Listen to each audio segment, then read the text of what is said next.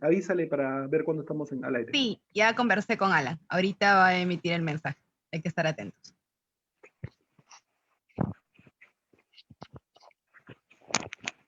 Muy buenas tardes, estimados amigos y amigas de Punto de Encuentro que nos acompañan como cada domingo pasadas las 5:30 de la tarde a reflexionar y a intercambiar ideas sobre distintos temas que son trascendentes para el futuro del país, analizando en algunos casos la coyuntura política, en otros el escenario económico, el escenario sanitario, que es quizás lo que ha estructurado las últimas horas y los últimos días con esta lamentable constatación de que vivimos en una segunda ola cuyos números se están disparando de manera muy preocupante y tenemos ya que en Lima y Callao no hay camas UCI disponibles y la vacuna aparentemente no va a venir en un plazo corto, por lo menos de manera masiva.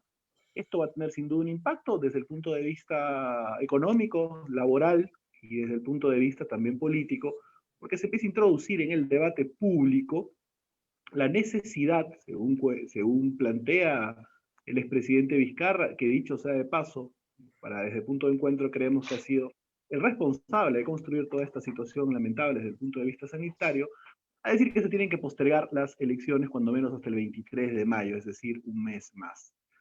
Sin duda, una segunda ola puede atraer debates también a la esfera pública que podrían tener alto impacto para la economía, como la posibilidad de implementar alguna nueva cuarentena, que muchos en el gobierno descartan, pero como ustedes saben, uno en este tipo de cosas no puede terminar de afirmar categóricamente algo de esa magnitud. Por lo tanto, estamos analizando hoy día el panorama político en general, lo que va a venir hasta abril, que es la primera vuelta, pero fundamentalmente dentro de eso el enfoque económico de la recuperación del país, que sin duda va a ser bastante dura. Para eso hemos convocado a un panel muy distinguido, tenemos el alto honor de contar en Punto de Encuentro el día de hoy, domingo, con Fernando Carmen del Solar, representante de la Asociación de MIPES del Perú, con Ricardo Márquez de la Sociedad Nacional de Industrias, y con dos candidatos también en la contienda electoral, porque creo que es importante, de manera plural y amplia, darle también la posibilidad de expresar sus ideas sobre los temas que conversamos aquí. Nos acompaña Rómulo Mucho, quien es candidato al Congreso por Lima, por el partido Avanza País, que postula a Hernando de Soto como candidato presidencial, y nos acompaña también nuestro buen amigo Gustavo Pacheco Villar, quien es candidato al Parlamento andino con el número 1 por Renovación Popular, el partido que preside y lanza como candidato a Rafael López Aliaga. Como muchos de ustedes que han participado en estas jornadas, saben que nuestro esquema de los domingos es de 2 rondas, una primera de 10 a 12 minutos y una segunda de 6 a 8 minutos, donde se pueden exponer algunas de las cuestiones fundamentales respecto al tema económico. Por ejemplo, desde la perspectiva de las MIPES, por ejemplo, desde la perspectiva de la Sociedad Nacional de Industrias, por ejemplo, de la formalización minera, que es un asunto fundamental que muy pocos se están abordando en la contienda electoral, y por ejemplo, desde el punto de vista integracionista también, seguramente con el relanzamiento o el mayor énfasis que puede haber desde el punto de vista de la comunidad andina. Vamos a empezar entonces, como siempre, por orden alfabético, sin mayor dilación. Le doy la bienvenida, le agradezco mucho a Fernando Carmen del Solar, que nos acompaña el día de hoy, y que nos comparta su posición respecto a esta posible, primero el estado de situación, de cómo se encuentra la MIPE en el país, el tema de la formalización, sin duda, y las posibilidades de un debate público mucho más amplio respecto a la defensa, como he visto que han participado en algunos videos, me parece que es Invierte, ¿no? Invierte Perú o algo así. Defensa de la inversión. Defensa de la inversión, lo cual me parece bien, creo que todas las posiciones sensatas, sin duda, dentro del país, democráticas desde la derecha hasta la izquierda, tienen que tener claro que la inversión es un elemento fundamental. Para darnos ese punto de vista y sobre todo la agenda social de la microempresa en el país, le damos la bienvenida a Fernando Carmen del Solar. Adelante, Fernando. Bueno, Enrique, muchísimas gracias por la invitación. Hola con todos. Y empiezo diciéndote, claro, sobre lo que mencionas, ¿no? Defensores de la Inversión es una iniciativa que nace desde la MIPE, nace desde el empresario. Desgraciadamente, en la coyuntura política, se trata de pintar al empresario como algo negativo. O sea, decir que es empresario es casi una vergüenza, ¿no? Es lo que te quieren hacer creer. Y que la inversión privada también es algo malo. Y eso no es cierto. La inversión privada, los empresarios, están en todos los sectores, en todas las esquinas del país, en todos los lugares, en el rural y en el urbano. El Perú está hecho de empresarios y hay grandes empresarios, pero la gran mayoría somos micro y pequeños empresarios. Hay 7 millones de personas autoempleadas. Estas 7 millones de personas generan su propio puesto de trabajo y ahora con la pandemia, desgraciadamente, muchísimos han tenido que recurrir a eso, porque se han quedado sin un puesto de trabajo formal. Y eso, desgraciadamente, lleva a que haya, y lo voy a decir yo como presidente de la Asociación de Emprendedores del Perú, un exceso de emprendedores a veces en este país, y que terminen compitiendo ellos simplemente por temas de precio. Lo que ha sucedido con la pandemia en general es bastante crítico, precisamente por eso, porque el sector comercio sobre todo ha ingresado muchísimas personas a vender lo mismo, pero el consumo no se ha levantado, entonces empieza esta competencia de precios. El sector manufacturero, que seguro el ingeniero Ricardo Márquez lo puede detallar mucho mejor que yo, ha sentido la pegada. La micro y pequeña empresa tenía toda su campaña, la textil, que es una de las más grandes en MIPES, tenía toda su campaña escolar lista y no la pudo vender. Nosotros recorrimos el país en septiembre y estuvimos en 10 ciudades distintas en plena pandemia y los textileros nos enseñaban la mercadería que aún tenían ahí o que se la habían dado ya al socio que es el que lo vende en el punto final, que era el mercado o la galería de la zona, del distrito, y que la tenían ahí, no podían hacer nada, ¿no? Entonces, se generó un impacto muy alto, se ha levantado de alguna manera los ingresos de la micro y pequeña empresa en base a la campaña navideña, que para muchos sectores es la principal, pero no para todos. Eso ha ayudado a que el MIPE se recupere. Hay que tomar en cuenta que mucho de este MIPE, desgraciadamente, también es informal, y el que era formal 100% y el que trataba de ser formal, con la cantidad de burocracia y documentos y procedimientos hechos por alguien que muy probablemente nunca en su vida tenía una empresa, optaron por la informalidad. Entonces ahora vemos que los índices han crecido muchísimo. Eso es algo que ojalá se pueda revertir, pero le va a costar mucho al país. Y sobre todo si es que se siguen haciendo leyes y normas populistas que dicen defender al micro y pequeño empresario, pero que hacen todo lo contrario, ¿no? Siguen poniendo barreras, siguen poniendo trabas y piensan además que un MIPE tiene la misma estructura empresarial que una gran empresa. Y por más de que se dediquen a lo mismo, es totalmente distinto. Otro grave error que hubo, y esperemos que no suceda, lo hemos conversado con el ministro José Luis Chicoma y con la ministra Claudia Cornejo, y ellos están con toda la voluntad de que no suceda, es un cierre permanente, un cierre directo, pero además tienen claro que no se puede activar la economía por sectores productivos porque las cadenas productivas son las que dependen. Una gran industria minera también tiene proveedores de transporte, tiene la señora del menú que vende allá afuera, la bodeguita, todo eso es una estructura cerrada. Entonces, lo primero es tratar de que esto siga levantando, la economía se viene avanzando, viene creciendo, se está generando consumo. Ojalá se puedan abrir los colegios de manera más o menos presencial, eso ayudaría muchísimo al sector manufacturero.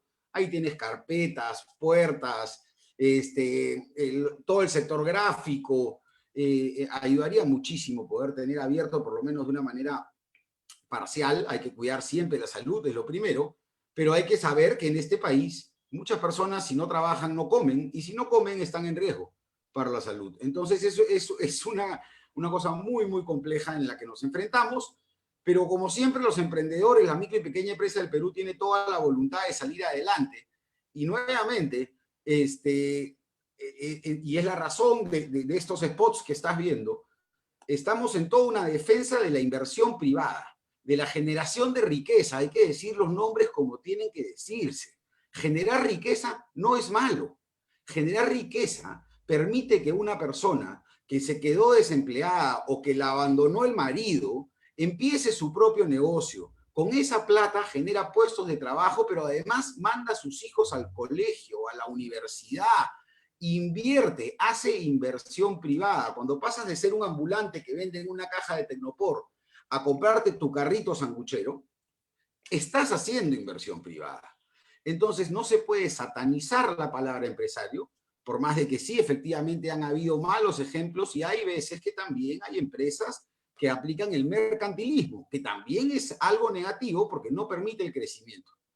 Pero el generar riqueza por parte del empresario privado que hace inversión privada, eso lo hace el panadero, lo hace el bodeguero, lo hace el taxista y lo hace la gran industria, que se necesita que trabaje al máximo para que pueda con ello arrastrar y llevar a toda la MIPE que está dentro de su cadena productiva. Entonces, eso es lo que nosotros ahora esperamos que se venga para adelante, que esté en las propuestas de los candidatos, y cuando escuchemos que alguien diga los empresarios son malos, se está metiendo, señores, con el panadero, se está metiendo con el taxista, y muchos peruanos, nuestros padres son emprendedores, y gracias a ellos hemos podido ir al colegio y a la universidad, cosa que el Estado no lo ha hecho. Las brechas sociales las cierra la inversión privada. Eso es un pequeño, digamos, algo muy importante que recalcar, pero lo quería poner en agenda inmediatamente. Muy bien, en 10 segundos, Fernando, dos preguntas directas. ¿Estás de acuerdo con el cambio del capítulo económico de la Constitución? ¿Y crees que es permisible una postergación de las elecciones? No y no. El capítulo económico de la Constitución ha permitido que el país salga adelante y es la razón por la cual este país sale adelante con los millones de emprendedores que hay. ¿Habrá que hacer algunos cambios? De repente. Quizás, sí, también. Pero cambiar el capítulo, cambiar la Constitución es una locura. Y en postergar las elecciones es algo que no se debe permitir. Vamos a ir por la 5ª elección democrática en este país continua. Nunca esto había sucedido antes. Eso no se puede permitir. Se tienen que dar el 11 de abril y en todo caso el 10 y el 11 de abril, si es necesario, hacerlo en 2 o 3 días. Pero no podemos pasar del 11 de abril. Muchas gracias por tu primera intervención, estimado Fernando. Le agradezco mucho a don Ricardo Márquez Flores por acompañarnos el día de hoy, también para compartir su perspectiva desde seguramente la Sociedad Nacional de Industrias, cómo ve la posible reactivación económica en este marco lamentable de una segunda ola que ha llegado y que no ha encontrado al Estado habiéndose justamente equipado con las camas UCI necesarias, con las pruebas moleculares, etcétera, y sobre todo con las vacunas. Desde la Sociedad Nacional de Industrias, don Ricardo Márquez, ¿qué piensa usted del futuro en cuanto a la reactivación económica del país? Muchas gracias por estar en Punto de Encuentro. Gracias, Enrique. Muchas gracias, Gustavo, Rómulo y Fernando. Muchísimas gracias por participar, por permitirme estar con ustedes. Primeramente quisiera, más que nada, aumentar la exposición que ha hecho Fernando, porque la verdad es que casi estamos en la misma línea. Y en cuanto a números, hablemos las cosas de acuerdo al INEI. A septiembre se había perdido 3 millones de puestos de trabajo en el Perú. A diciembre, ¿no? Hemos conversado con INEI y más o menos va a quedar que se ha perdido 1.500.000 puestos de trabajo. El problema es que, ¿qué hacemos para recuperar estos puestos de trabajo? Y mucha gente, ¿no? ve los pronósticos del MEF y del BCR y están encima del 10% de crecimiento este año, ¿no? Entonces, cualquiera puede decir, bueno, se va a arreglar las cosas, pero eso es en términos de PBI, ese no es en términos de PBI per cápita o en términos de empleos, ¿no? Miren ustedes, quiero que lo tomen con calma lo que les voy a decir, pero yo creo en el sistema que estamos trabajando. Es más, estoy de acuerdo con la Constitución y puedo debatir con cualquier persona por qué no se debe cambiar o tal vez hacer algunos cambios, ¿no? Hay para hacer cambios en sectores políticos, por así decir, ¿no? Y también algunos en la parte económica, pero cambiar la Constitución no estamos en la SNI de acuerdo. Nosotros antes de la pandemia teníamos 10 millones de personas. Perdón, teníamos 1 millón de personas que buscan oro, ¿ok? 1 millón de personas que buscan oro, entre formal e informal. 1 millón de personas que tienen su mototaxi. Y si quieren ver eso, vayan a Ucayali y traten de buscar un carro que los lleve del aeropuerto al hotel. No existe ahí. 3 millones después de esta pandemia de jóvenes que no tienen trabajo ni estudio. ¿Ok? Hay 2 millones de unidades agrícolas que no ganan plata. Y pues para no hacer toda la lista que tengo acá, lo que más me fastidia es que hay 3 millones de personas que no tienen agua. Y créanme, me fastidia porque acabamos de terminar un proyecto en la SNI para mandar agua a los cerros desde los ríos y no ha salido rentable hasta ahora. Estamos viendo, pero yo he llegado a una conclusión, ¿no? Que yo me muero, se muere mi hijo, mi nieta, y como estamos con esta empresa de agua, Sedapal, no arregle el problema. Eso se lo garantizo, ¿no? ¿Y por qué les digo esto? Porque el tema es empleo. ¿Y quién te da el empleo? El empleo te da pues la pequeña empresa. Nosotros somos la SNI representantes de la mayoría de empresas, ¿ok? Nosotros cuando llegamos hace 2 años y medio, hicimos lo que se llama una plataforma. Y en la plataforma tenemos a más de 80 gremios. Las Malvinas, Baicán, Gamarra, qué sé yo, también. Entonces, ¿qué cosa hemos hecho nosotros? Yo les dije a ellos 2 cosas. 1, tenemos que tener a todas las pymes, las que más podamos. No decimos que somos los representantes de las pymes, nunca le hemos dicho, pero sí a tener a la mayoría de asociados. Y con ellos hemos trabajado, hemos estado con Vizcarra.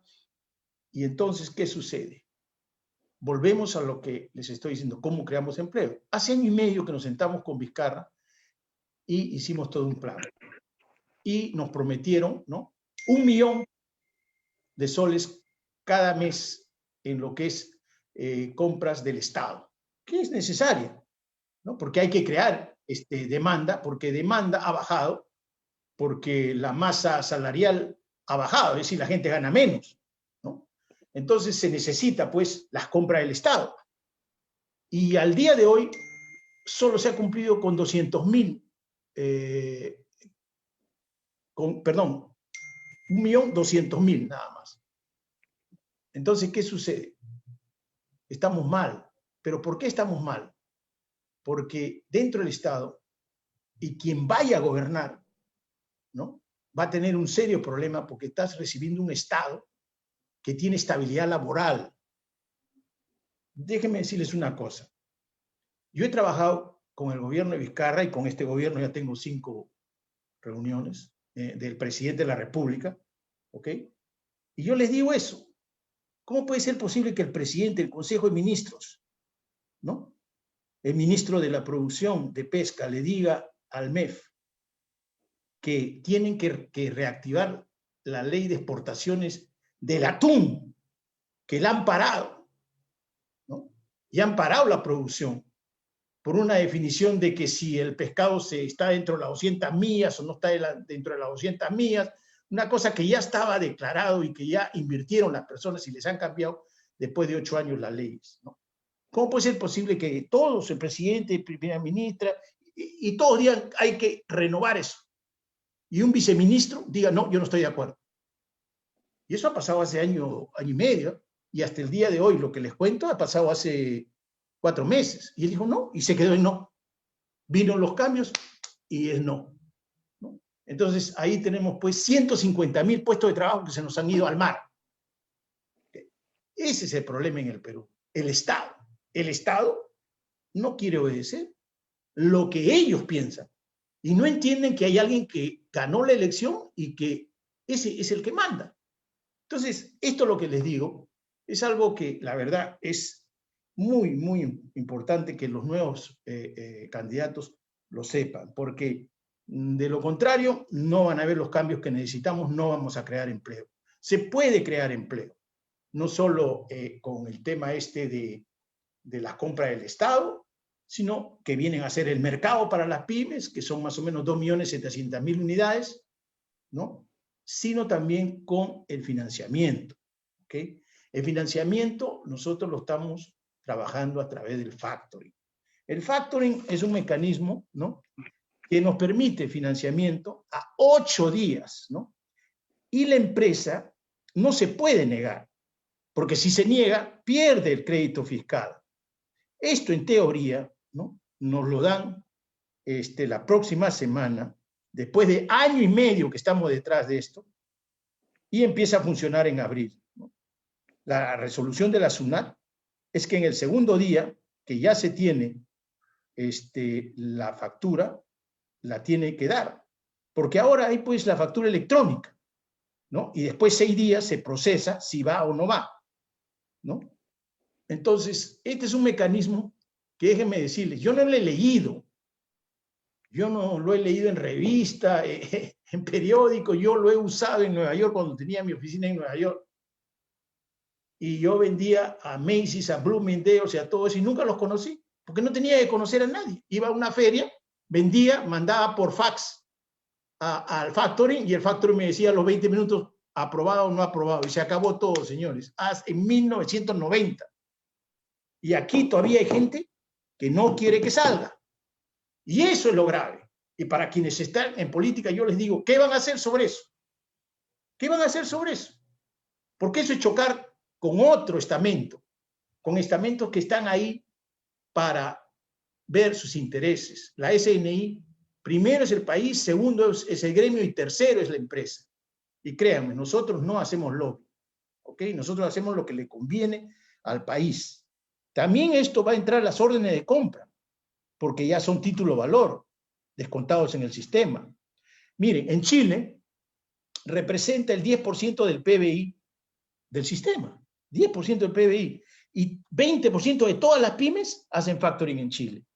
Por tanto, ¿no?, esa es una de las 2 medidas para hablar de las pequeñas empresas, ¿no? Es evidente que también quiero referirme al hecho de que se ha hablado esta semana dentro del gobierno para hacer el confinamiento, y nosotros no estamos de acuerdo, porque la verdad es que ya tenemos experiencias que han pasado, ¿no?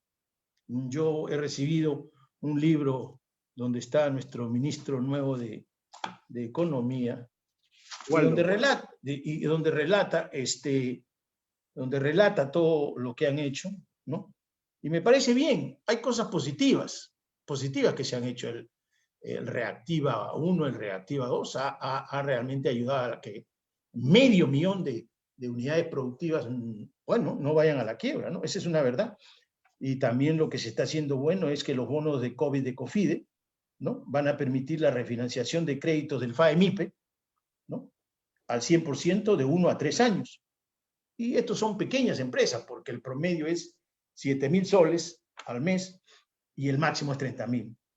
Pero lo que es malo, señores, en eso, es de que se pretenda creer de que con eso se ha hecho una performance. Ellos mismos lo dicen, ¿eh?, que no es buena, pero que es más o menos buena. Y yo les puedo decir a ustedes que ha sido mala. ¿Por qué? Porque nunca debieron parar la minería, nunca, ni la pesca de anchovetas, ¿no? Porque eso era impuestos a la sangre, ¿me entiendes? Nunca debieron hacer eso, ¿no? ¿Y por qué se equivocaron, señores? Porque no hablaron con el sector privado, no hablaron con el sector privado, porque cuando el gobierno anterior hacía una norma, la hacían entre ellos, ¿no? Y nosotros, ¿ya?, nosotros somos igual que los otros peruanos que están gobernando. Nosotros, señores, hemos hecho el Respira Perú, que significa que le hemos dado más de 9 plantas de oxígeno al país, le hemos dado 2.000 respiradores y le hemos dado no sé cuántos miles de balones, ¿ok? Y hemos ayudado en muchas cosas. Y ahora, señores, esta semana estamos comenzando a fabricar plantas de oxígeno, ¿ok? Estamos comenzando a fabricar planta de oxígeno. O sea, no es que nosotros queramos que se diga de que son los empresarios que no quieren parar. No, no. La SNI ha contribuido, ¿no?, a que se vea la vida Y para nosotros no es que primero es la sanidad y después la economía o al revés. Es el hecho que como peruanos, tanto los públicos como privados, tenemos que dar alternativas. Y eso es lo que hacemos en la SNI. Muchas gracias. Muchas gracias, don Ricardo Márquez. Empezamos en esta primera ronda también con nuestros amigos invitados candidatos. Le agradezco mucho a don Rómulo Mucho su presencia hoy día en la jornada de análisis semanal habitual de Punto de Encuentro y nos gustaría contar con sus perspectivas sobre el tema económico y también, evidentemente, si así gusta, sobre qué podría ser el Parlamento en el caso que él llegase, por ejemplo, a ocupar un escaño y evidentemente en concordancia con el plan del partido por el que postula. Él postula con el número 34, con Avanza País, partido que lanza a Hernando de Soto de candidato a la presidencia. Don Rómulo, muchas gracias por estar con nosotros, encantado y adelante. Gracias, Enrique. Saludar y felicitar a Ricardo, a Enrique y también a mi paisano Gustavo. Siempre yo deseo lo mejor para todos ustedes, porque al estar mejor, todos creo que ayudamos de alguna manera para reactivar, ¿no? Porque estamos fundidos, ¿no? Como decía alguien, de país estrella latinoamericana, hoy vamos camino, o ya somos un país fallido, ¿no? Mira, las cifras macroeconómicas son terribles. Ya ahora creo que existe el consenso de que la caída es menos 11.5, tenemos un déficit fiscal de casi 10%, ¿no? Y esto ha empujado a mover la deuda externa de 26.8 a 35 y posiblemente escale a 40%, ya pasamos el límite del 30%, y también la recaudación ha caído respecto al año anterior, en el 2020, más o menos un 20%, las exportaciones han caído casi un 18%, la pobreza ha retrocedido un 10%, posiblemente lleguemos a un 30%, un retroceso de 10 años, ¿no? Un trabajo duro para poder reducir punto por punto, ¿no? Y también, como decía Ricardo, ¿no? ¿Cuántos empleos perdidos? No hay una cifra exacta. En Lima dice que es 1.100.000 hasta ahora, según el INEI, y el nacional debe ser casi 2 millones, 2 millones y medio, ¿no? Entonces también de los 1.400.000 que estudian en los institutos y en las universidades, también han desertado casi 400.000, ¿no? 1 millón de universidad y 400.000 en institutos de las universidades, dice que más o menos 250.000 han dejado de estudiar y en los institutos casi 150.000. Y como decían los ninis, los ni trabajan ni estudian, estaba alrededor de 1.500.000, ahora ya pasa los 2 millones largamente, ¿no es cierto? Y también el tema del COVID, ¿no? Las cifras más altas. Por eso estamos mal en salud, mal en economía. Ya pasó los 1.200 fallecidos por cada millón, el más alto de cualquier país, y también pasó yo las 33.000, digamos, por cada millón de los infectados, ¿no? Y de otra manera, si hablamos de inversiones, creo que no hemos llegado ni siquiera al 20% del PBI en inversiones, cuando deberíamos mantener siempre en algún año, fue un año exitoso, creo que el 2012 o el 2013, que llegamos casi un 28% del PBI, tanto en la inversión bruta, ¿no? Privada y pública, la privada es casi 20%, la privada es casi un 80%. Y ahora para reactivar la economía, bueno, se necesitaba, pues, como dicen los economistas, un choque de oferta, ¿no? Que es abrir las tiendas, abrir los negocios, y luego también el choque de demanda, ¿no? Choque de oferta para abrir los negocios y choque de demanda, también inyectar dinero a la gente para que compre, ¿no? Ese es el círculo de la economía. Pero para eso, ¿qué hay que hacer, no? Yo como ingeniero de minas, también emprendedor, empresario, digamos, la única cosa que tenemos que hacer es invertir. O sea, siempre hablo del círculo virtuoso de la economía. Círculo virtuoso de la economía es que tiene que haber inversiones. Por eso las inversiones generan empleo, desde las más pequeñas, como bien decía Fernando, pequeñitas, las inversiones pequeñas, micro, gran empresa, ¿no? Y genera, digamos, un ecosistema del emprendimiento y miles, cientos de miles, ¿no? Que se forman empresas para proveer.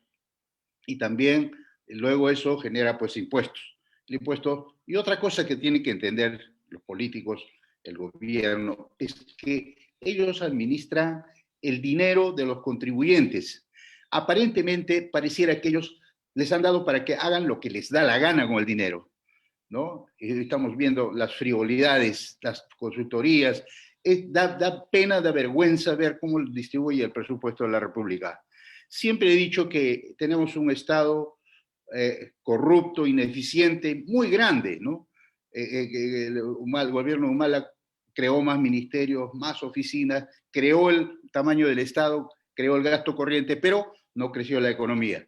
Por eso es que al 2019 ya llegamos a la justa con un crecimiento de 2%, dicho sea al paso que ya no era bueno, ¿no? Y ahora sí estamos fundidos. Ahora parece que yo no he escuchado a nadie. ¿Cómo tenemos que reaccionar? ¿No? Ricardo lo sabe muy bien. Estamos abajo. No va a ser tiempos normales. No es normal. Cuando les escucho parece que fueron tiempos normales. Ahora tiene que ser obligadamente un gobierno de sacrificio. Tenemos que reactivar lo más rápido posible, ¿ya? Y eso implica sacrificio, probablemente transformar el Estado, achicar, reducir el gasto corriente, reducir gastos innecesarios, frivolidades, quizás a reducir ministerios, lo he dicho muchas veces, a 10, mucho para un país pequeño como el nuestro, ¿no? El país de ingreso medio, tenemos un presupuesto, no es problema de plata, aparte de eso, la corrupción se va a ir por lo menos un 15%, ¿no? Porque Nelson Chak presentó en agosto el libro de que en el 2019, de los 177.000 millones del presupuesto, 23.300 millones se habían ido a la corrupción. Y eso todavía es los que, seguramente los hallazgos, y los que no se han hallado posiblemente han superado largamente quizás los 25.000 millones, ¿no? Y lo que salga de este año, o sea, del año pasado, 2020, posiblemente hablemos de una cifra también quizás de 25.000, 30.000 millones de soles que se han ido a la corrupción. Imagínense qué podíamos haber hecho con ese dinero, ¿no? Y otro mal es el gasto no ejecutado. De los últimos 5 años, más o menos, del 2019 para atrás, igual se devolvieron como 125.000 millones de soles. O sea, con 125.000 millones también, ¿qué hubiéramos hecho? Hubiéramos cerrado la brecha en educación, hubiéramos cerrado la brecha en salud, hubiéramos cerrado la brecha en muchas necesidades todavía que no hemos completado como país. De manera que soy un ferviente creyente de que tenemos un gobierno, un Estado que invierta, ¿no? Y un político que lo crea y que lo tenga aquí, que no hay otro camino. No es camino para el populismo.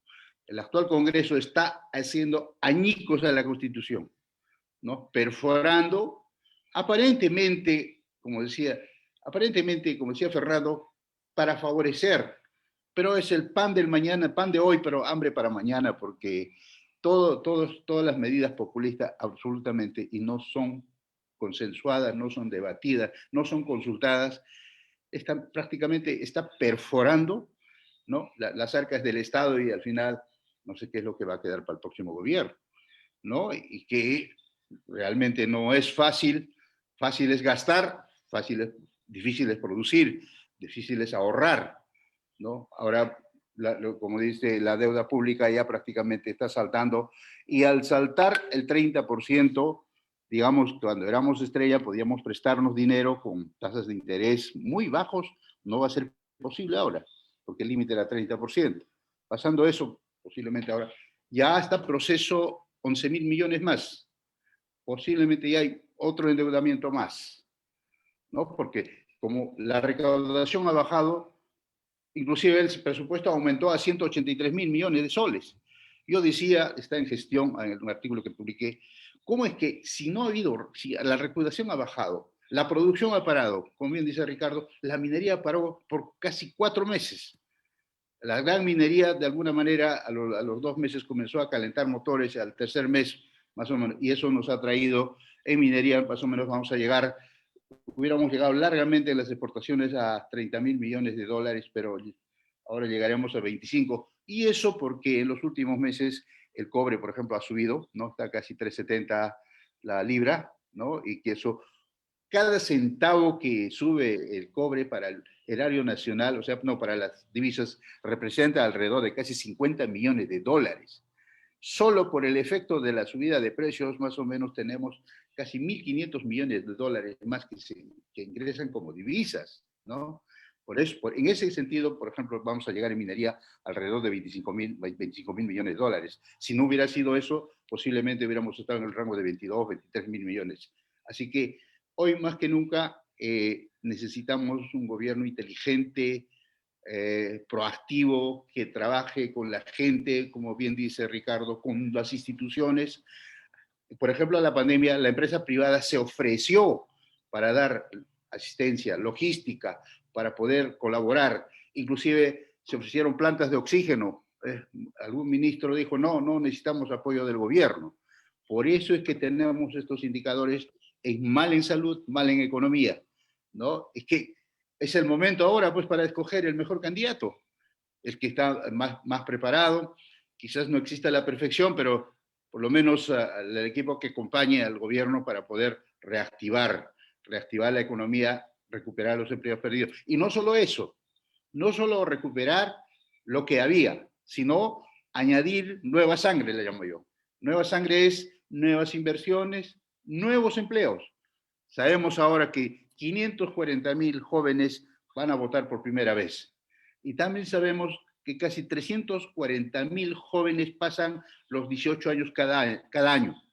Entonces, imagínense, yo siempre hablaba de cuánto tiene que generar el Estado, cuántos empleos, casi era, ¿no? Casi de 300.000 puestos de trabajo que tiene que crear cada año, ¿no? Así de simple. Y ahora con la pérdida y todo eso. Así que yo confío que los peruanos recapaciten, reflexionen, den al mejor candidato o al más preparado para que pueda, digamos, de esta manera reactivar la economía, recuperar los empleos, recuperar también, ¿no?, la riqueza, el ahorro de los peruanos para poder enrumbar. ¿En cuántos años? Depende, ¿no? Hay 3 escenarios, decía yo. Uno proactivo, pro desarrollo, pro inversión, posiblemente este año crezcamos 7%, un rebote normal. Un gobierno pecho frío, no sé si 3, 4%, y un antisistema si nos funde, pues no creceremos ni 1%. Así que estamos avisados. Ahí quedo. Gracias. En 10 segundos, igual, ¿cuál es tu posición respecto a la posible postergación? Ya me queda claro lo del capítulo económico, no te lo voy a preguntar, pero lo de la postergación de las elecciones. ¿Crees que esto sería tolerable?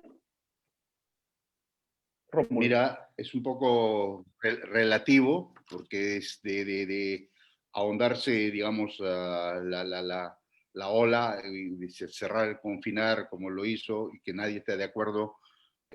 Podría ser, pero yo no estoy de acuerdo con la postergación, en absoluto. Y respecto a la Constitución también, igual que Ricardo, estoy en posición para debatir con cualquiera. He hecho una presentación de todos los, hasta artículo por artículo. El capítulo económico no necesita moverse, pero sí necesita mover algunas cosas porque ya tiene 27 años y hay muchas cosas que han sido rebasados, ¿no? Ahora la modernidad, ¿no? Con toda la tecnología, más que todo la pandemia está cambiando también, y además también la economía ya se ha apagado, ¿no es cierto? El crecimiento, entonces urge corregir muchos aspectos también, ¿no? Hay que modernizar, no cambio. Gracias. La primera intervención de don Rómulo Mucho va con el número 34 por Avanza País de Hernando de Soto al Congreso por Lima. Agradezco mucho a mi buen amigo Gustavo Pacheco Villar, que nos acompaña el día de hoy, quien va con el número 1 al Parlamento Andino por Renovación Popular, el partido de Rafael López Aliaga. Te agradezco mucho, Gustavo, que hayas participado, que estés participando en este encuentro, y te dejo en el uso de la palabra para tu primera intervención. Adelante, Gustavo. Muchas gracias, Enrique. Muy reconocido por la invitación, un panel distinguido. Un gran abrazo a Ricardo, a Fernando y a mi querido hermano y paisano Rómulo Mucho. Hay que entender el Estado, hay que entender la sociedad, porque economía y política son 2 caras de la misma moneda. La economía es vital.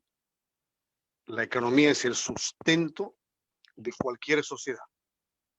Pero la política es la gran ciencia, la ciencia mayor. Y el problema con el sector privado es que muchos actores, muchos agentes económicos del sector privado han desdeñado la política. Históricamente, en nuestro país, la clase productiva, los agentes económicos, los empresarios, no han concentrado parte de sus esfuerzos en la cosa pública. Y estas son las consecuencias. Aquellos sectores parásitos, aquellos sectores zánganos de la política, que medran y viven del Estado, y tenemos varios candidatos presidenciales que no sabemos en qué trabajan, y otros han dicho que no tienen empleo, que viven a costa de su familia. Esta gente vive del Estado, y como ya se ha explicado en esta mesa, ese círculo virtuoso que permite que la inversión genere puestos de trabajo y que los salarios permitan la demanda de diversos productos que luego tienen que ser fabricados para otra vez generar mano de obra. Todos esos círculos virtuosos que tenemos y generamos en sociedades abiertas generan luego recaudación y tributos que ahora han caído. Y de esos tributos, de esos impuestos, el Estado asigna recursos a diversos sectores vía Ley General del Presupuesto de la República. Esta ley general, esta ley del presupuesto de la República, la afina el MEF, según nuestra Constitución de 1993. Antes lo hacía, según la Constitución del 79 y del 33, la Comisión Bicameral de Presupuesto, diputados, senadores. Desde el 93 lo hace el MEF y es aprobada por el Congreso de la República. Ese marco, esta mezcla de economía y política tiene que ir a la par, en la armonía de Confucio. No podemos ser ingenuos y cándidos. Los sectores productivos tienen que incursionar en la política. Los sectores productivos, económicos, financieros, industriales, comerciales, tienen que participar en política en defensa del sistema. Modificación del capítulo económico. De ninguna manera. De esa Constitución del 93 ha sido consensuada por diversos partidos políticos y ha sido sometida a un referéndum. Y nos ha permitido, lo han dicho todos mis colegas, el crecimiento, este milagro económico peruano que hemos tenido en las décadas posteriores. Ese capítulo hay que modelarlo, hay que modularlo, hay que con pinzas tocarlo. Reformar la Constitución en su conjunto de ninguna manera. Hay dos tipos de sociedades. Hay dos tipos de países, los países constituidos y los países constituyentes. ¿Nosotros qué somos? ¿Un país constituido o un país constituyente?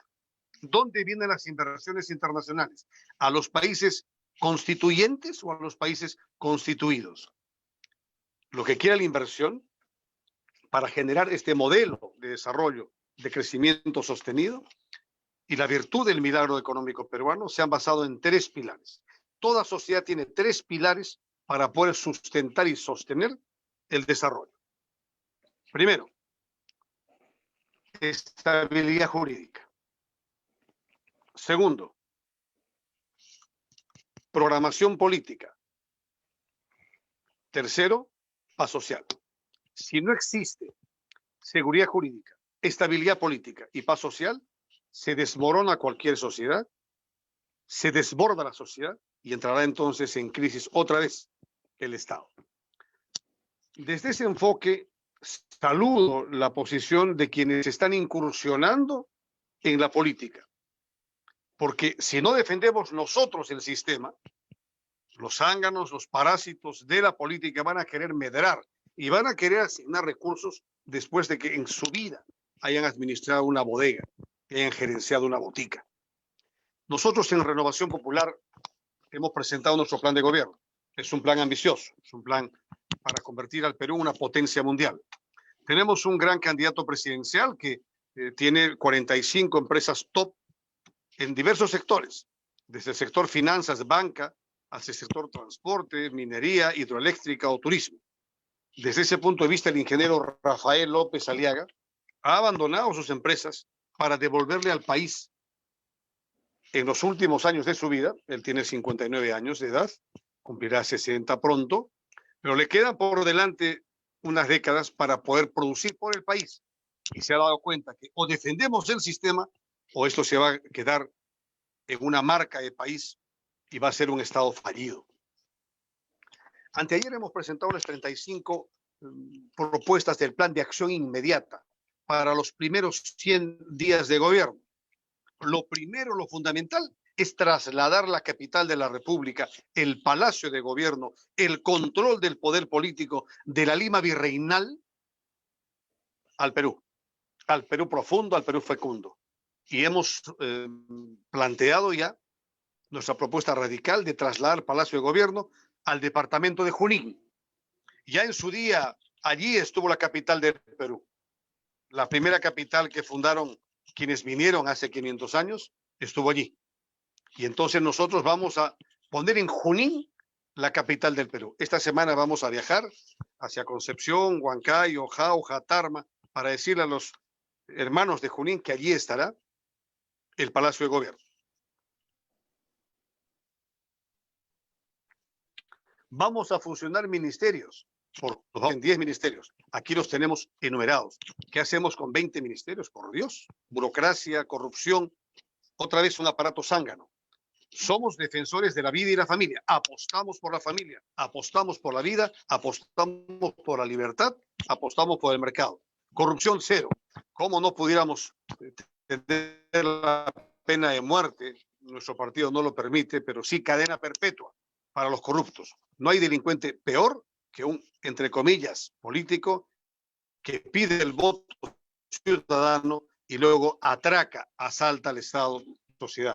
Un programa amplio de juventud solidaria, con voluntariado, hambre cero, un país tan rico, tan biodiverso, no puede tener anemia en su niñez, postas médicas abiertas con hospitales de la solidaridad por todo el Perú. Una reforma educativa vinculada a la tecnología, al deporte, vital. Una seguridad ciudadana que ministerio más amplio, viendo las rondas para evitar la intermediación perversa.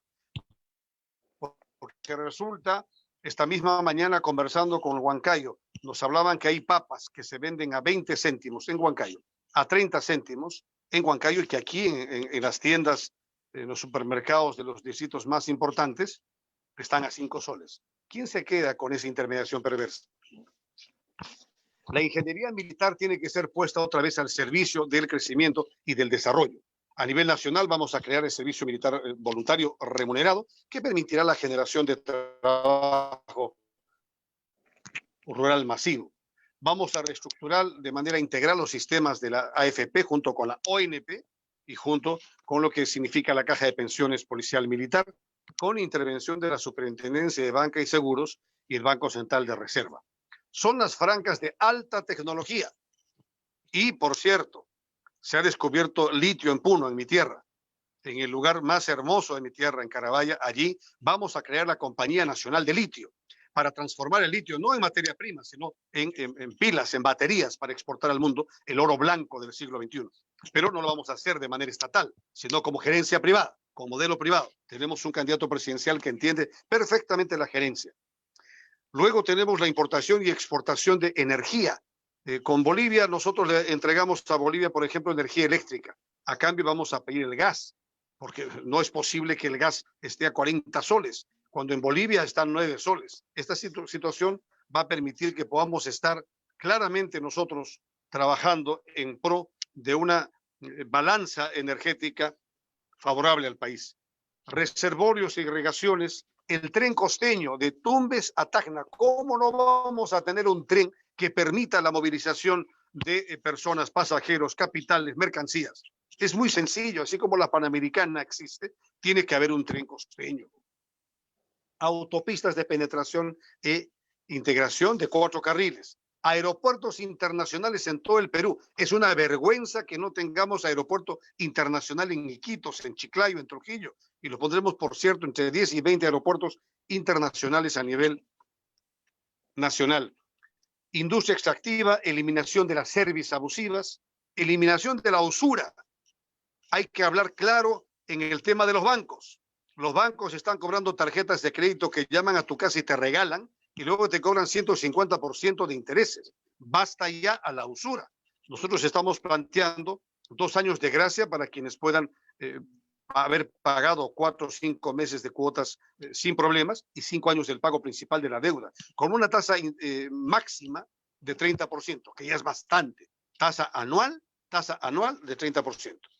Eliminación en la Constitución, hacinamiento con los monopolios y los oligopolios. Hay que evitar los monopolios farmacéuticos y de otros sectores. Bachillerato técnico y bachillerato universitario para homologarnos a Estados Unidos, a Europa, con 4 años de estudio que permita a un bachiller técnico poder acceder a la maestría y al doctorado.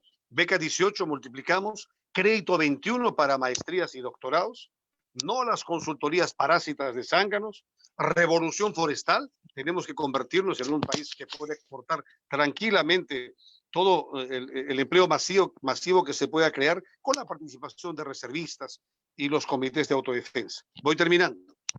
Empleo masivo y viviendas populares.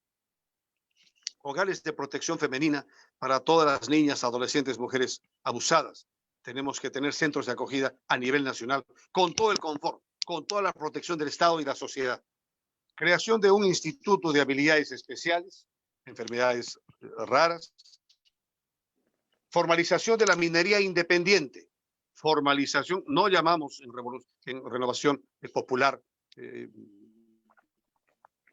minería informal, sino minería independiente. Formalización de un COFOPRI minero para que se pueda normalizar y formalizar. Medicamentos genéricos. Farmacia que no venda medicamentos genéricos será clausurada, será cancelada.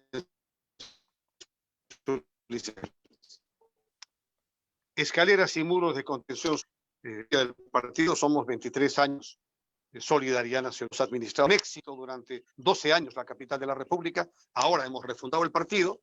Es Renovación Popular. El presidente Rafael López Aliaga es el candidato presidencial y presidente del partido. Y soy yo, el secretario general, candidato al Parlamento Andino con el número 1. Ya habrá tiempo de hablar del Parlamento Andino, Enrique querido. Muchas gracias, estimado Gustavo, por plantearnos las principales ideas fuerzas sobre las que han presentado, me parece. Creo que han tenido simultáneamente mítines el día viernes de presentación, tanto Rafael López Aliaga como Hernando de Soto, donde han presentado sus programas. Gracias por contarnos un poco de qué va el programa de Rafael López Aliaga, Renovación Popular. Entonces arrancamos esta segunda ronda, ya para ir delineando algunas ideas, aterrizando algunos conceptos, sugiriendo... Sí, una última cosa, Enrique. Dime. No me has preguntado los 10 segundos del planteamiento de postergar elecciones. Respondiste al inicio que estabas en contra del cambio del capítulo económico, pero no te he preguntado sobre la postergación de las elecciones. ¿Qué piensas de la posible postergación de las elecciones que está pidiendo ahora Vizcarra? Gracias. Sería un golpe de Estado. Quien plantee eso es un golpista. He mencionado que hay que tener estabilidad política, estabilidad jurídica y paz social. Quien plantee postergación de las elecciones está planteando un golpe de Estado. Muchas gracias, Gustavo. Arrancamos la segunda ronda. Ya saben, esta es más breve, de 6 a 8 minutos. Fernando Carmen del Solar, adelante. Gracias, Enrique. Bueno, efectivamente, así como Gustavo y Rómulo han hecho planteamientos y lo venimos escuchando de muchos de los congresistas, de los candidatos al Congreso y candidatos a la presidencia de la República. Lo único que queda claro es que todo eso necesita plata y la plata sale de los impuestos y los impuestos los pagamos la empresa privada. Entonces, tenemos que apoyar la empresa privada. Pero la empresa privada también tiene que comportarse bien consigo mismo. Ricardo hizo un comentario, el ingeniero Márquez hizo un comentario sobre el factoring. Y claro, hay una ley de factoring que efectivamente salió en el decreto legislativo, el decreto de urgencia 0013 del año pasado, que se desprende de la ley que habíamos propuesto de la Asociación de Vendedores del Perú y la ley de pago a 30 días. esa ley de pago a 30 días es algo que no debería ser una ley. Nosotros la propusimos, en Chile está vigente, la logramos ejecutar en Chile, pero no debería ser una ley. O sea, ¿por qué tienes que exigirle a alguien que haga lo que debería ser correcto? No hay que abusar. Uno no puede abusar. No puede abusar el Estado, no puede abusar el empresario contra el otro empresario, no puede abusar el consumidor tampoco. Para que eso funcione, para que el Perú avance realmente, y esto para todos los que quieren llegar al cargo de la política pública, porque política hacemos también nosotros los que estamos en los gremios, porque hacemos política, pero no pública, sino política empresarial, política gremial, y trabajamos con el gobierno de turno. Pero lo que tienen que entender es, primero, que el Perú, como dijo el ingeniero Márquez, tiene 1001 facetas de empresas, porque el agro del micro y pequeño empresario de la sierra no es lo mismo que el agro del micro y pequeño empresario de la costa ni el de la selva. Y para tomar el agro, que es un tema que nosotros como defensores de la inversión además estamos levantando, es que el principal problema para que la ley de la agroindustria que se tumbaron con un par de protestas y marchas y muertos, de una manera totalmente irracional, no haya funcionado en la sierra peruana es debido a la pésima infraestructura vial que tiene el país. Sacar un producto desde la pésima infraestructura vial genera los usureros que mencionó Rómulo. Esos usureros crecen y proliferan porque el Estado no le da al empresario el camino para que lo pueda hacer de una manera fácil, de una manera sencilla.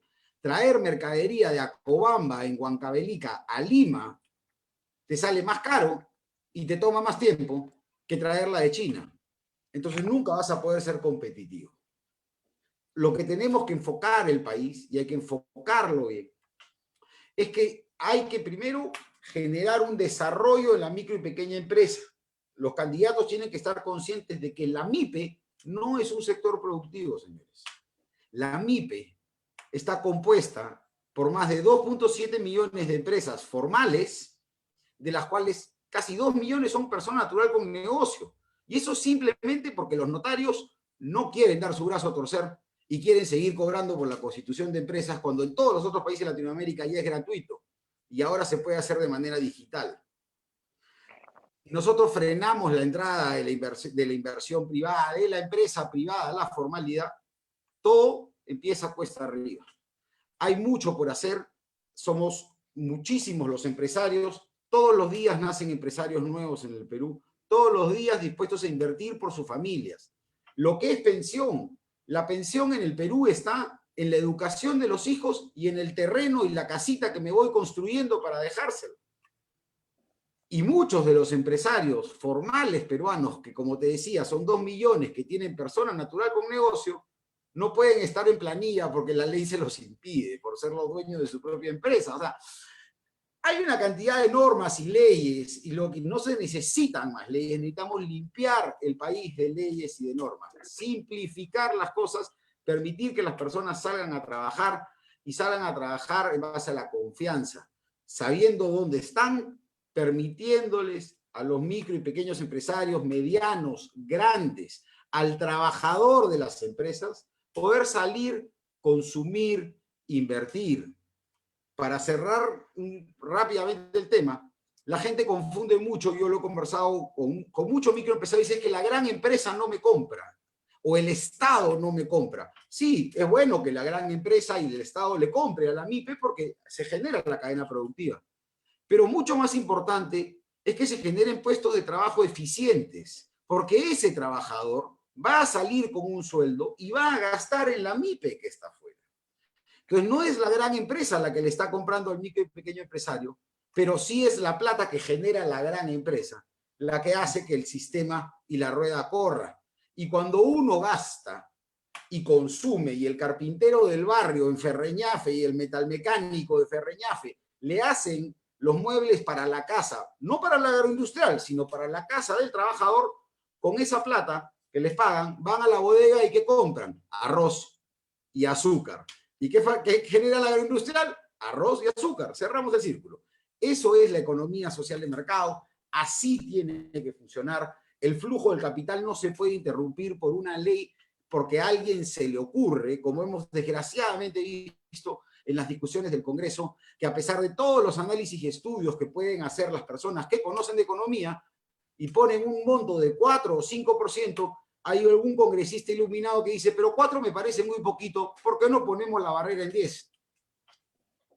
Y así termina siendo la ley, con lo que genera quiebras, despidos y, por supuesto, menos pago de impuestos y menos plata para poder desarrollar y que el Estado cumpla la parte de economía social de mercado. La parte social principalmente recae en el Estado, no en la empresa privada, que la hace y la hace todos los días también.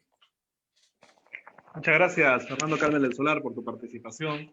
Adelante con su segunda intervención, Ricardo Márquez. Gracias, Enrique. Bueno, yo quisiera referirme a algo muy importante que creo que es propuestas para que se puedan comenzar a trabajar de inmediato. Porque nosotros en la SNI hemos creado unas propuestas hechas por empresarios y por técnicos de la SNI, y ahí hay 9 sectores, donde estos 9 sectores calculamos que pueden darnos 2 millones de puestos de trabajo en los próximos 2 o 3 años. Pero ojo, que si seguimos así, y se lo digo al MEF, si seguimos así, vamos a llegar al 2031 con 25 millones de informales, ¿ok? Con eso vamos a llegar al 2031 si seguimos con esta política donde no se puntualiza lo que es el desarrollo productivo sectorial. Porque, señores, el desarrollo productivo transversal no funciona en el Perú, y yo ahí sí tengo unas diferencias con amigos míos que los estimo mucho, porque igual que Toledo decían de que acaba de llover para todos, y a ustedes han visto hace un momento que no ha llovido para todos, y así como les digo, como vamos a llegar a esa cantidad. Entonces, ¿qué decimos nosotros? Hoy se nos habla acerca de nuevamente trabajar el plan de competitividad y productividad, ¿ok?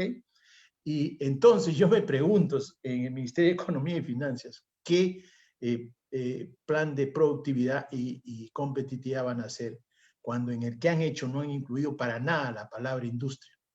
¿Y saben lo que es la industria? Es el sector que más impuestos paga en el Perú, más, ¿ok?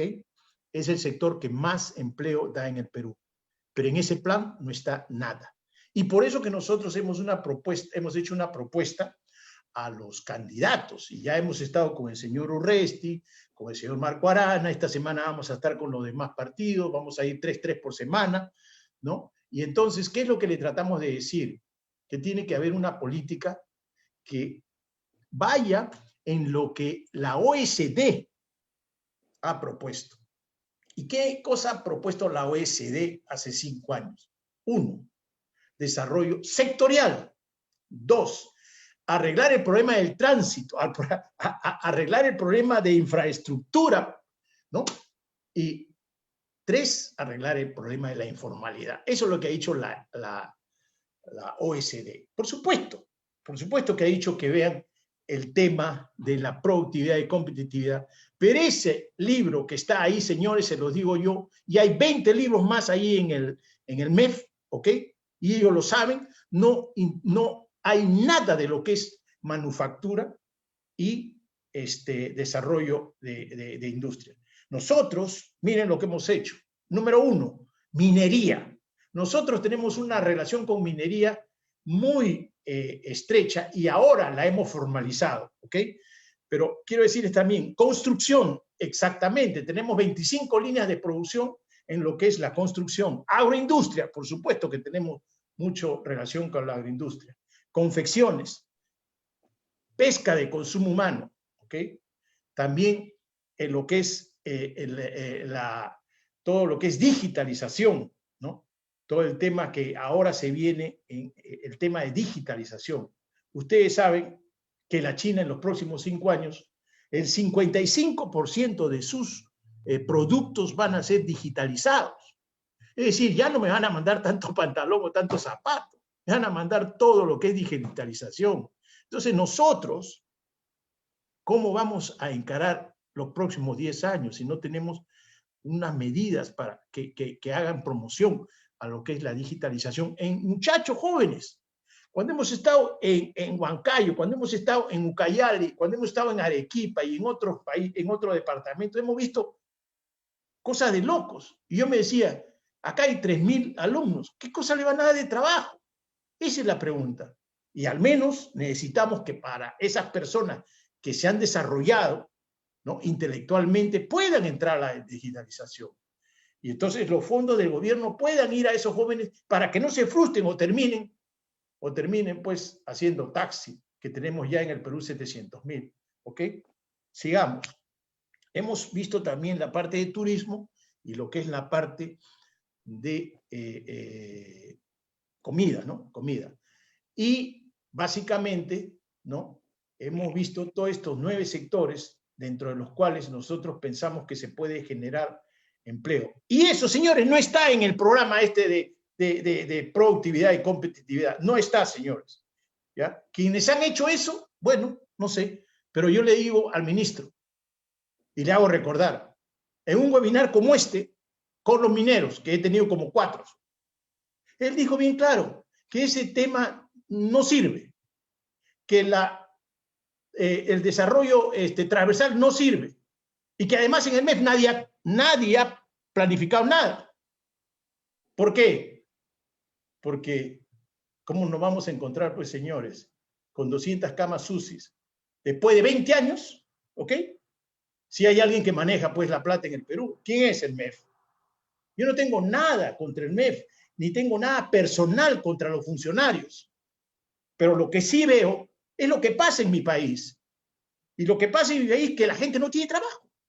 Y eso no solo es porque la gente no ha estudiado, no se ha preparado, sino también es por las políticas económicas que se dan y las personas que lo ejecutan, y no por la Constitución. No, señores, no es por la Constitución. El otro día, la señora Verónica mandó a decir a otra persona que ellos no pretendían expropiar a nadie. Y dijo, queremos dar crédito, queremos dar mejor semilla, queremos dar mejor capacitación. ¿Y para qué va a cambiar la Constitución para eso? Si ahora lo puede hacer. Y por si acaso, nosotros ya tenemos un Senati en Jaén, donde estamos dando capacitación a más de 60.000 arroceros, ¿no?, y cacao. Señores, yo lo que les trato de decir es una cosa: tenemos que ponernos de acuerdo los productores, los que hacemos el empleo, con los políticos.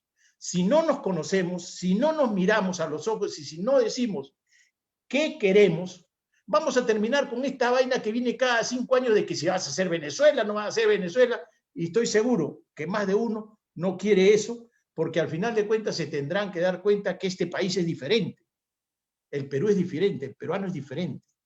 El peruano, en un 70-80%, quiere tener su propio negocio, así como mi padre lo hizo, así como mi madre lo hizo, ¿no? Entonces, eso es lo que quiere el peruano. Lamentablemente, algunos creen que es al revés, que tiene que ser el Estado. El Estado no, señores, el Estado no lo va a hacer, ¿no? Y no es que yo tenga tampoco nada contra la gente que esté en el Estado o contra los que piensen así. Yo les digo una cosa.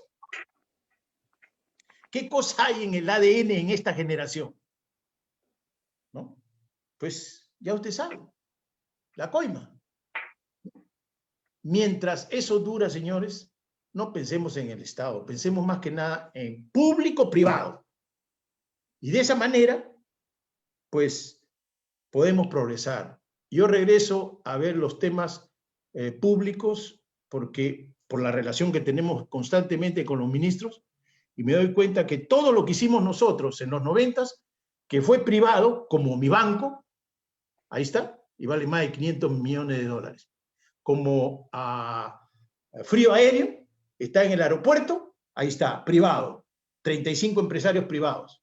Y acabo de terminar una exposición sobre el arroz, y les he dicho, ustedes son 80% informales, ustedes se tienen que formalizar, ustedes tienen que generar más tecnología de tal manera, ¿no?, de que puedan ustedes poder producir más arroz por hectárea. De lo contrario, ustedes van a desaparecer. Porque ellos me decían, ¿qué va a pasar, Ricardo? Y yo le digo, bien simple. Si tú no logras hacer lo que hizo Brasil y Uruguay en términos de productividad, vas a desaparecer. No le vas a dejar nada a tu hijo. Porque ahora, si ustedes se unen, unos 30, y tienen una institución como Frío Aéreo, pero para que eleve la productividad, pues tiene que ser privado, va a durar. De acá a 20 años ustedes iban a llegar, yo no sé si llego, pero va a estar ahí, porque es privado, ¿ok? Y entonces ahí sí ustedes van a llegar a la productividad, y de esa manera ustedes no van a estar solo defendiéndose con las franjas del arroz y del azúcar, porque eso ya se acabó. El Perú perdió ante Guatemala, la Organización Mundial de Comercio dice que se acabó y se acabó. Nosotros vamos a tener que obedecer, venga quien venga. Entonces, eso es lo que tenemos que hacer, señores. Muchas gracias. Muchas gracias, don Ricardo Márquez, por su intervención. Adelante con su intervención final, Rómulo Mucho. Gracias, Ricardo. Lo que pensamos nosotros de todo lo que podemos hacer para el bien del país, número uno, la educación. La educación es la mejor inversión de cualquier país. No es el oro, la plata, el petróleo, el gas, lo que hace la riqueza de una nación. La riqueza de una nación es su gente. Y la calidad de educación que reciba su gente determina la riqueza o la pobreza de una nación. Una nación con ciudadanos, con jóvenes altamente calificados, educados, no existe posibilidad de ser pobre para esa nación. En la medida que baja de esa calidad, va tendiendo a ser pobre. Si no, también leamos a por qué fracasan las naciones, ¿no?, de Acemoglu y Robinson. Y por qué, yo creo que siempre les he dicho que esa es la lectura obligada para poder determinar qué es lo que pasa con el Perú, ¿no? ¿Qué pasa con el manejo de las cúpulas que capturan el poder? Y también, ¿qué pasa con la institucionalidad, con el cumplimiento de la ley, ¿no?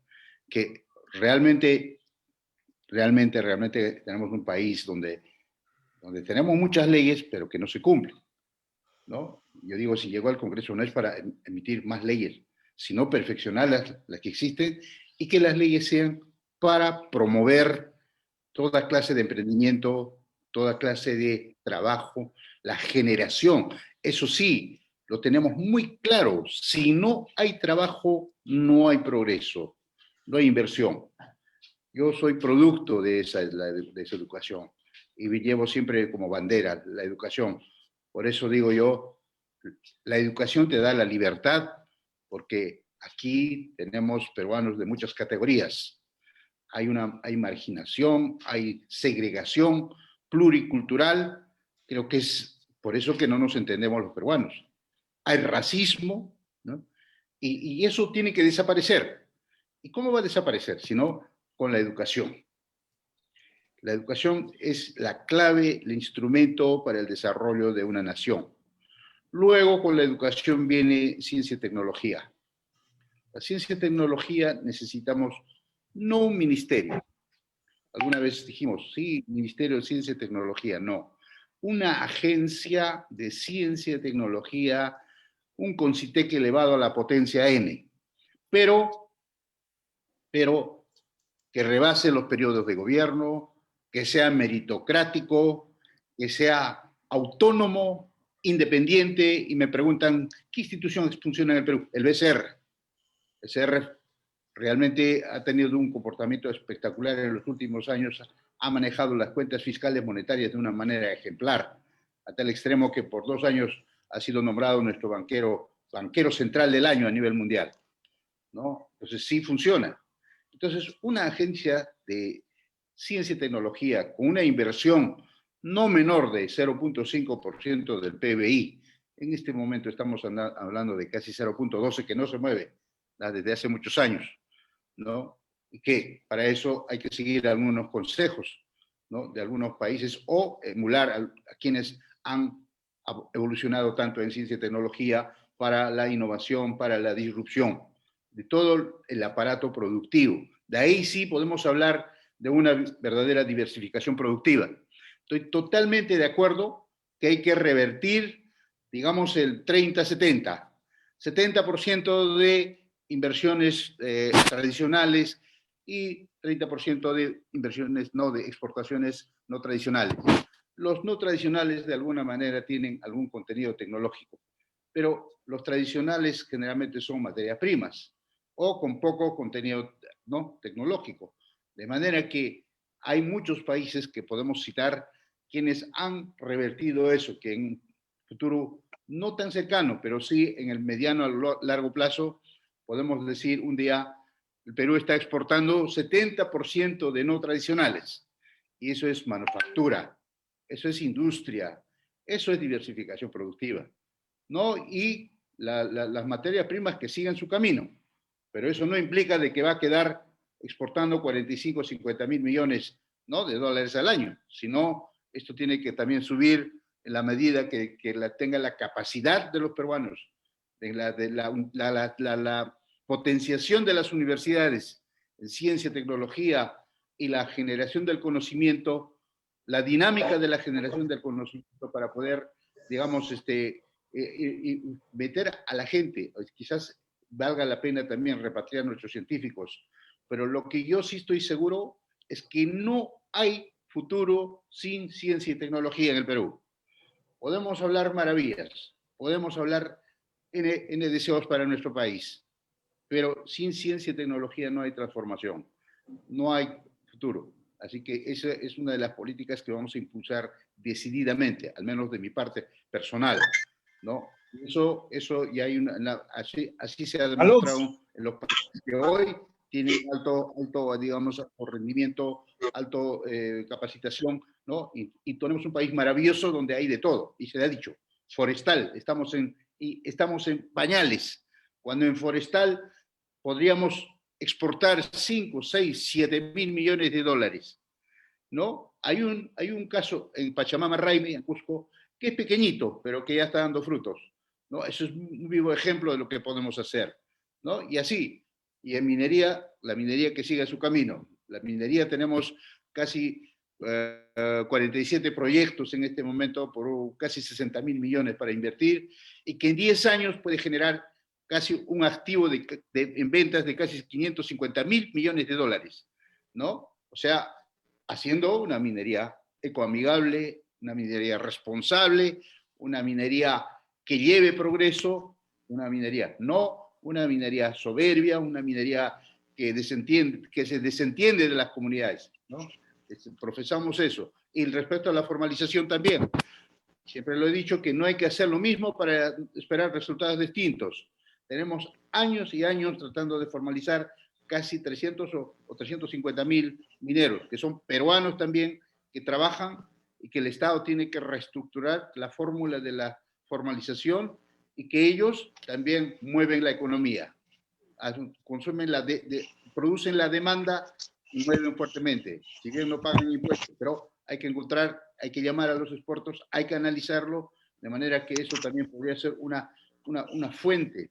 ¿Por qué? Porque mucho de lo que producen se va al mercado negro y no está dentro de las exportaciones, no está dentro de la macroeconomía, pero sí dentro de la microeconomía, ¿no? Así que en ese sentido podemos seguir conversando más, pero ahí quedo, ¿no?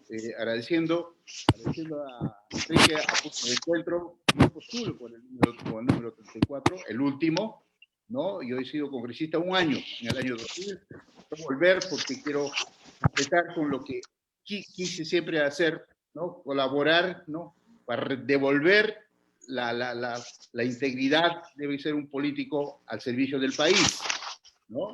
Y también Hernando de Soto, ¿no? Hernando de Soto es un hombre muy preparado, una historia de vida atrás que también tiene derecho para poder gobernar. Creo que ahí está la fórmula, ¿no? Con un gran equipo de profesionales, yo creo somos la mejor opción para nuestro país. Gracias. Ese ha sido el mensaje de Rómulo Mucho, quien va con el número 34. Ya saben lo que reza la frase, seguramente él piensa lo mismo, los últimos serán los primeros. Va por Avanza País, el partido que postula a Hernando de Soto a la presidencia. Te agradezco por haber estado en Punto de Encuentro. Y le doy la bienvenida para la segunda intervención a Gustavo Pacheco, quien va con el número 1 al Parlamento Andino por Renovación Popular, el partido de Rafael López Aliaga. Adelante, Gustavo.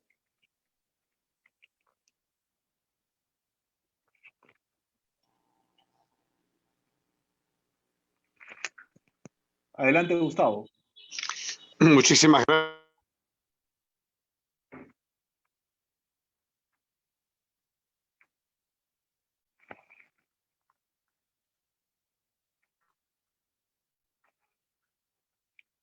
Hay un problema de conexión, me parece. Gustavo, ¿me escuchas?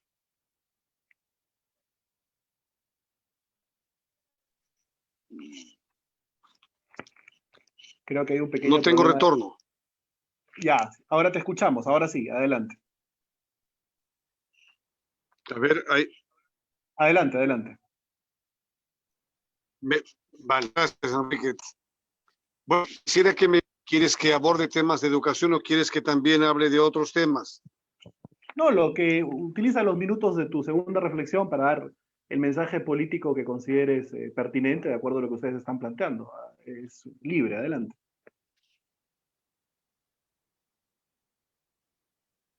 Muchísimas gracias.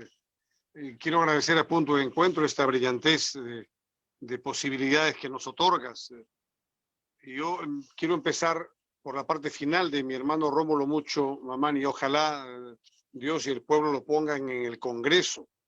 Rómulo Mucho Mamani es un ingeniero de primera categoría, es un hombre presidenciable. Me hubiera gustado que no abandone, ojalá que no abandone ese camino, porque es un hombre que entiende perfectamente cómo se puede desarrollar un país. Larga vida en tu trabajo político, Rómulo, querido. Hay un tema que me toma la cabeza, y lo dije en la primera intervención, la política. Hay muchísimos personajes del sector privado que no se explican por qué hay tanto parásito en la política. El tema está claro. La condena de un país cuando sus mejores hombres no ingresan en la política es terminar gobernados por los peores hombres de la sociedad. Me alegra mucho que cada día estoy oyendo más inversionistas, más empresarios, más emprendedores volver los ojos a la política para que puedan participar en la cosa pública. En algún momento, Enrique, habrá que hacer una auditoría del actual gobierno. Cuando digo actual gobierno me refiero al régimen 2016-2021. En estos 5 años, Vizcarra, Sagasti,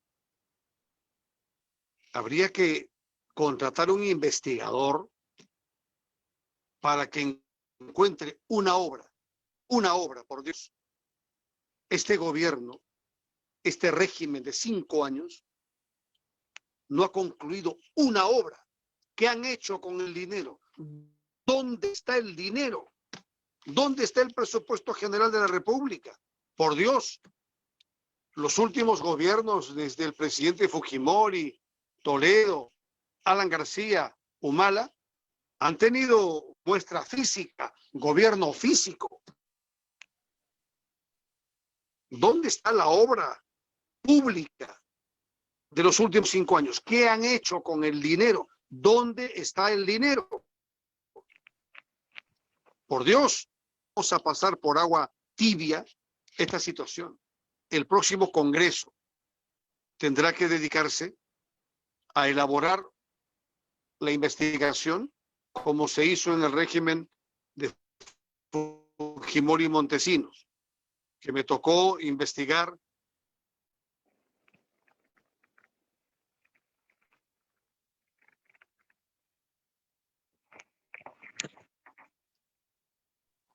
dar en los huesos a 180 personajes de alto nivel, políticos, ministros,